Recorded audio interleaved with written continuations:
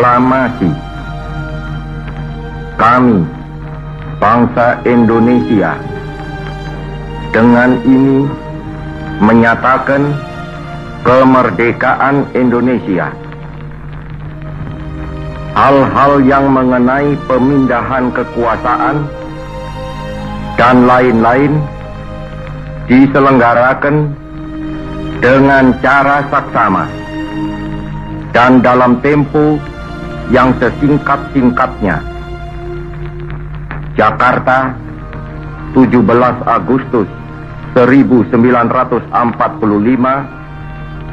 atas nama bangsa Indonesia, Soekarno Hatta.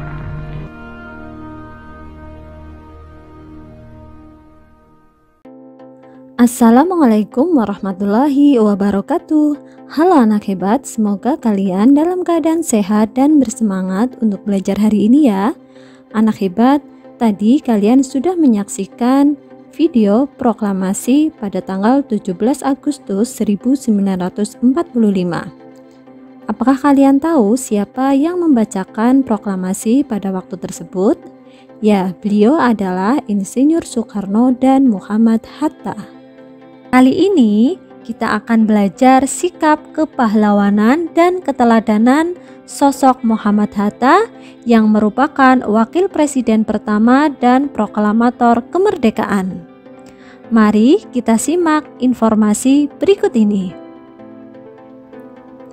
Sosok Muhammad Hatta memiliki sifat kepahlawanan dan keteladanan.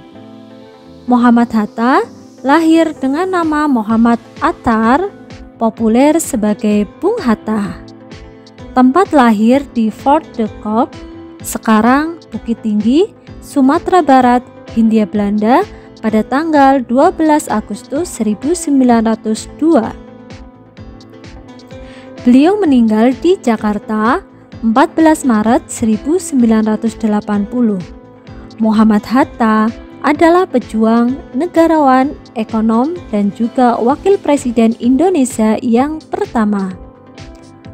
Muhammad Hatta bersama Soekarno, Presiden RI pertama, memainkan peranan penting untuk memerdekakan bangsa Indonesia dari penjajahan Belanda sekaligus memproklamirkannya pada 17 Agustus 1945.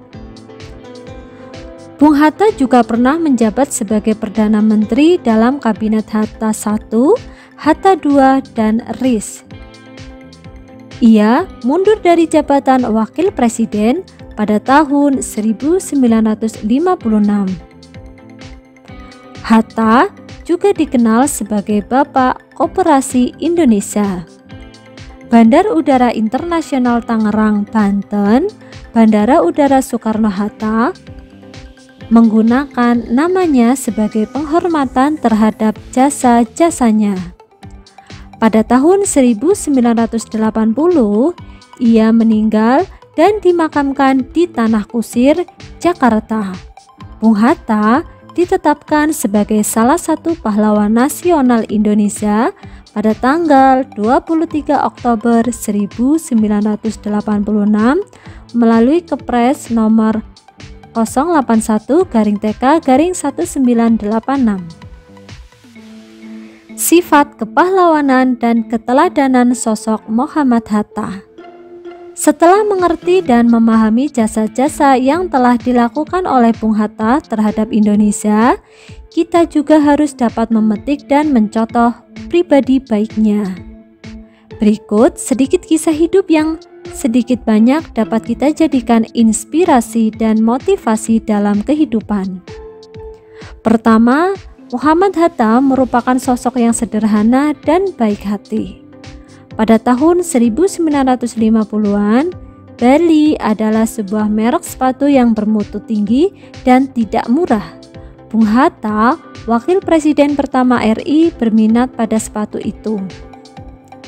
Ia kemudian menyimpan guntingan iklan yang memuat alamat penjualnya, lalu berusaha menabung agar bisa membeli sepatu idaman tersebut. Namun uang tabungannya tampaknya tidak pernah mencukupi. karena selalu terambil untuk keperluan rumah tangga atau membantu kerabat dan handai taulan yang datang untuk meminta pertolongan. Hingga akhir hayatnya, sepatu Belly idaman Bung Hatta tidak pernah terbeli karena tabungannya tak pernah mencukupi. Yang sangat mengharukan dari cerita ini, guntingan iklan sepatu Belly itu hingga Bung Hatta wafat masih tersimpan dan menjadi saksi keinginan sederhana dari seorang Muhammad Hatta. Padahal, jika ingin memanfaatkan posisinya waktu itu sebagai wakil presiden, sangatlah mudah bagi beliau untuk memperoleh sepatu Belly. Misalnya dengan meminta tolong para duta besar atau pengusaha yang menjadi kenalan Bung Hatta. Namun, disinilah letak keistimewaan Bung Hatta. Ia tidak mau meminta sesuatu untuk kepentingan sendiri dari orang lain. Bung Hatta memilih jalan sukar dan lama yang ternyata gagal karena ia lebih mendahulukan orang lain daripada kepentingannya sendiri. Yang kedua, Bung Hatta juga memiliki sifat jujur dan rendah hati. Ketika Bung Hatta ingin menunaikan ibadah haji di Tanah Suci, beliau berangkat dengan menggunakan biaya sendiri. Padahal waktu itu, Bung Karno telah menawari untuk berangkat menggunakan pesawat terbang yang biayanya ditanggung negara. Tapi, Bung Hatta menolaknya dan lebih memilih untuk naik haji menggunakan biaya sendiri sebagai rakyat biasa. Hebat bukan? Nah, yang ketiga, Bung Hatta juga memiliki sifat mendahulukan kepentingan negara daripada kepentingan pribadi. Ibu Rahmi, istri Bung Hatta, menabung sedikit demi sedikit untuk membeli mesin jahit. Ketika tabungannya sudah cukup, Ibu Rahmi pun berencana untuk membeli mesin jahit impiannya. Tapi kemudian Ibu Rahmi sedih karena tidak jadi membeli mesin jahit tersebut. Mengapa demikian? Karena sewaktu Ibu Rahmi akan membeli mesin jahit, ternyata ada berita bahwa penurunan nilai mata uang dari Rp100 menjadi Rp1. Meskipun Bung Hatta tahu hal itu, beliau tidak mau menceritakan kepada Ibu Rahmi karena hal tersebut merupakan suatu rahasia negara. Nah, anak hebat, itulah keteladanan Bung Hatta. Apalagi di tengah carut-marut zaman ini, Bung Hatta meninggalkan teladan besar, yaitu sikap mendahulukan orang lain, sikap menahan diri dari meminta hibah, bersahaja, dan membatasi konsumsi pada kemampuan yang ada. Kalau belum mampu, harus berdisiplin dengan tidak berhutang atau bergantung kepada orang lain. Semoga kita bisa meneladani karakter mulia proklamator kemerdekaan seperti Muhammad Hatta ini ya. Sampai jumpa pada video selanjutnya. Terima kasih. Wassalamualaikum warahmatullahi wabarakatuh.